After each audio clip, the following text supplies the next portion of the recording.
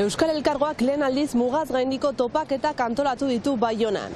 Hitzordu honen helburua mugaz gaindiko harremanak eztabaida politikoaren erdian ematea da mugaz gaindikoaren errola kolektiboki irudikatuz. Lehen saioaren baitan Euskal Elkargoko lehendakariak eta Eusko Jaurlaritzakoak etxiak dauden mugen irekiera aldarrikatu dute. Arratsaldeon ikusentzuleok mugaz gaindiko topaketen berri emateaz gain gaurkotasunari begira jarriko gara ere Urruñan atxilotutako gaztearen aldeko elkarretaratzea eta bidarten gertatutako luizia aipatuz. Ongi etorri!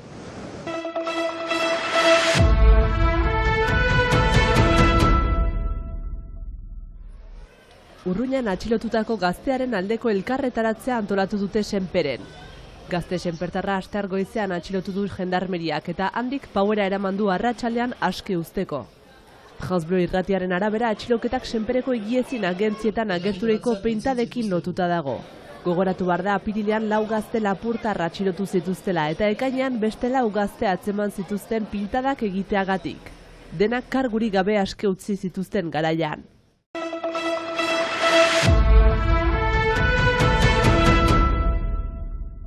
Mugaz gaindiko lehen topaketak antolatu ditu Euskal Elkargoak Baionan, agintarien eta adituen mahai inguruak bi egunez.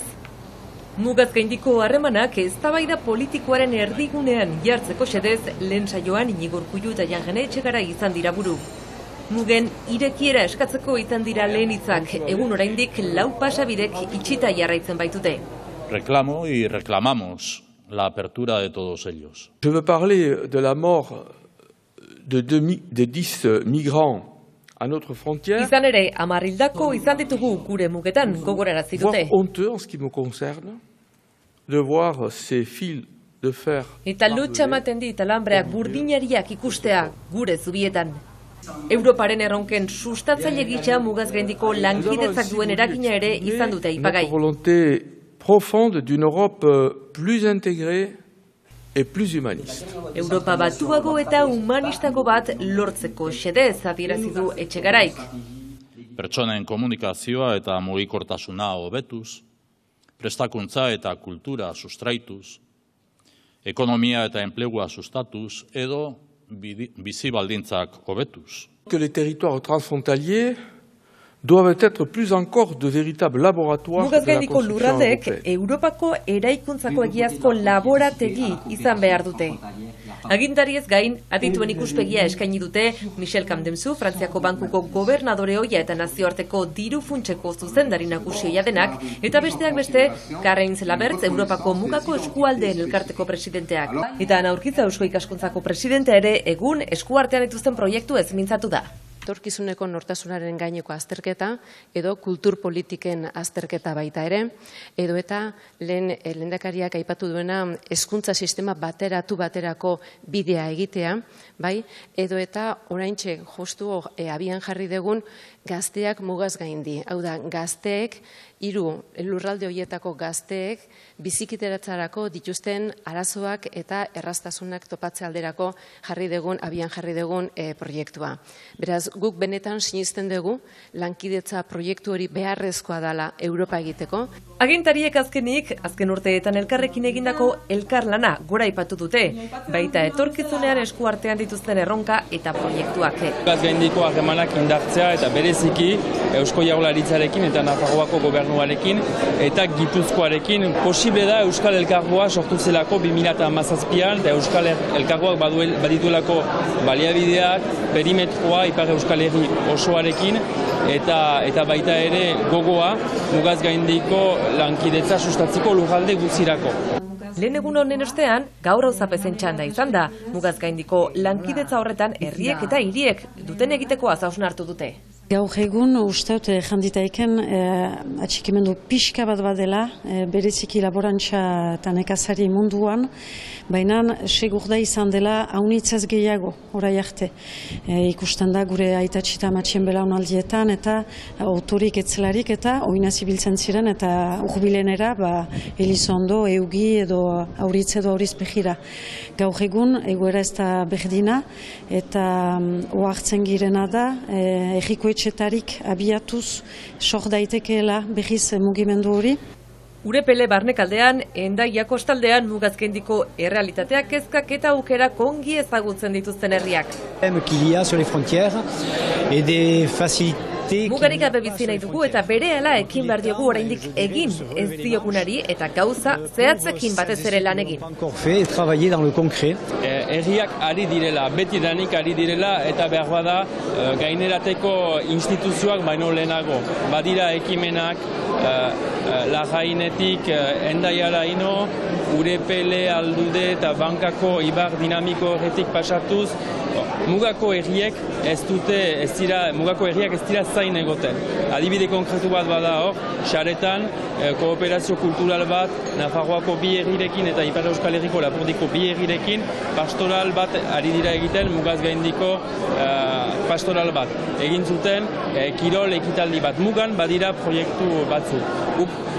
Euskal Herri mailan instituzionalki nahi dugu garatu. Horrelako topaketa gehiago egiteko nahikiri eta gogoa azaldu dute parte hartzaile guztiek.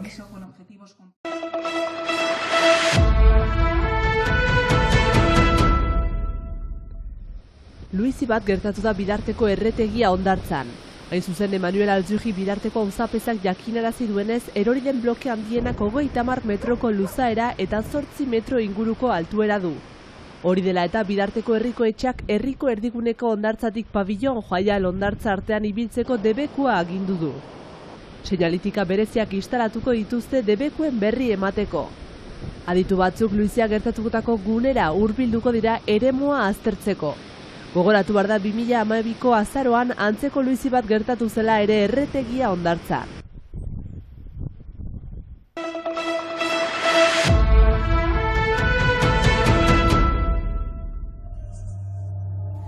Kukai dantza taldea izanen da Biarritzeko Malandan Baletak datozen 3 urteetarako izendatu duen artista egoiliarra.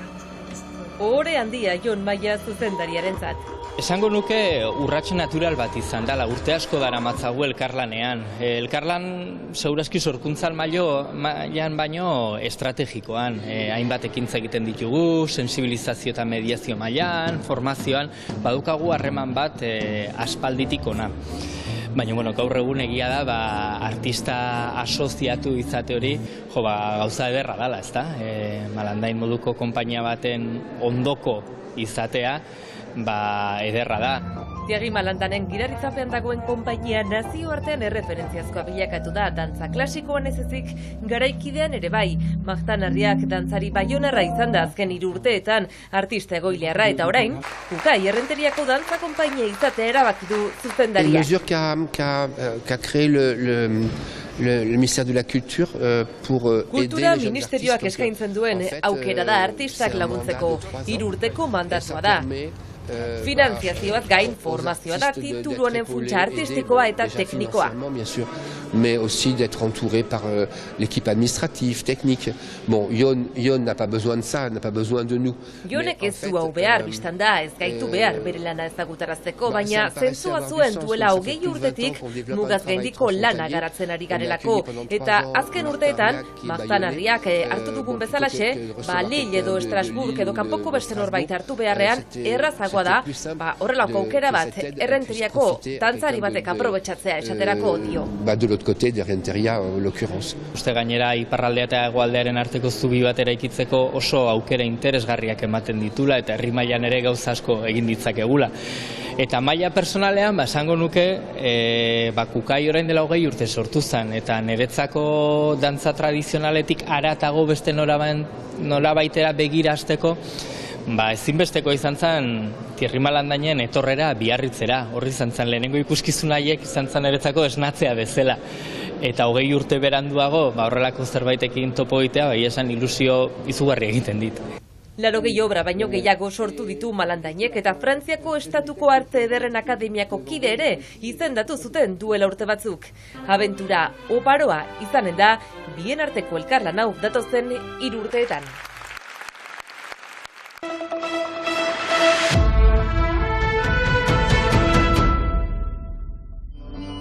Beskoitzeko Oinakarin euskal dantza taldeak 60 urte bete ditu.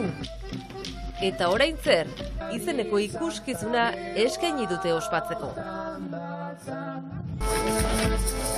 Hirurogei urtetan zehar taldean izandakoak elkartu dituzte 150 pertsona denera taula gainean. Musikari eta dantzariak, kide hoiak ere bai, belaunaldi guztietakoak, 6 eta 82 urte bitarteko jendeak mugitu ditu oinak.